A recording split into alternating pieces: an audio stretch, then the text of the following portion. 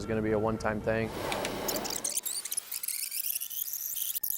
And good evening, I'm Tom McIntyre. And I'm Christine Zach. We're at the 15th Annual East Peoria Festival of Lights, and what a festival it's going to be. 1 turned into 15, and 15 turned into 40. We're thrilled to celebrate our 40th anniversary. In 1984, a couple of businesswomen in East Peoria had the idea to put on a nighttime parade to celebrate the city's 100th anniversary. It included 19 floats with classic parade sites like high school bands and fire trucks, but also some of the most famous Christmas characters. So plywood, spray foam, chicken wire, those were the first floats. The original parade did not make it to the Levy District, or very far at all for that matter.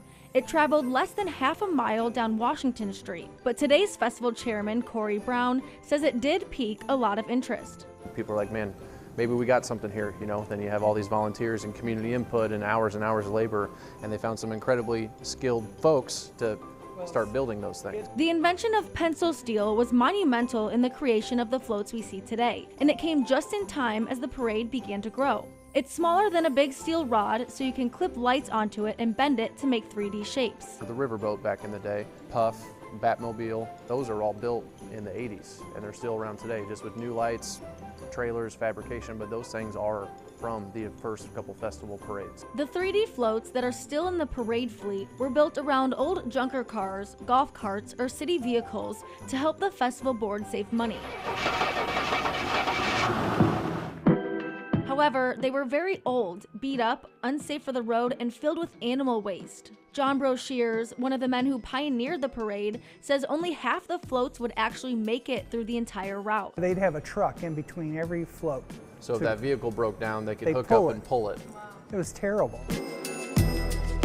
Once the floats finally made it up to Veterans Park off Springfield Road, there was still a lot of maintenance. Each float was made up of incandescent light bulbs, which created a lot of heat and pulled a lot of energy from several different generators, making the park dangerous. To make matters worse, the drive-through display would stay on 24 hours for all 40 days the festival ran. I was told the electric bill at one point in time was around $50,000 throughout the time of the park.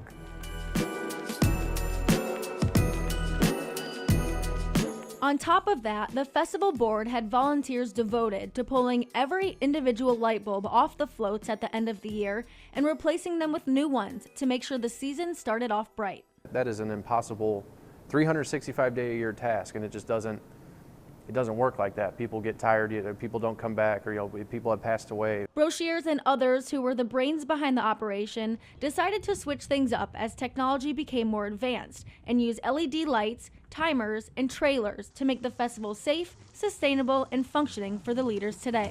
The parade would have ground to a halt. During the first several years, Broshears says tons of people in every city department were eager to volunteer. But now, the volunteer base is nearly non-existent, with only 4 people willingly dedicating their time to put the parade on every year. However, one family that moved to East Peoria in 1983 has generations worth of hard work put into the events. It's gone from my mom working different events too, all the way to my great-grandchildren. Or my grandchildren, her great-grandchildren. Sandra Armstrong has contributed to East Peoria's Festival of Lights in one way or another. She recalls volunteering in the FOLEPI forest and guiding the floats along the parade route before they were pulled by trailers.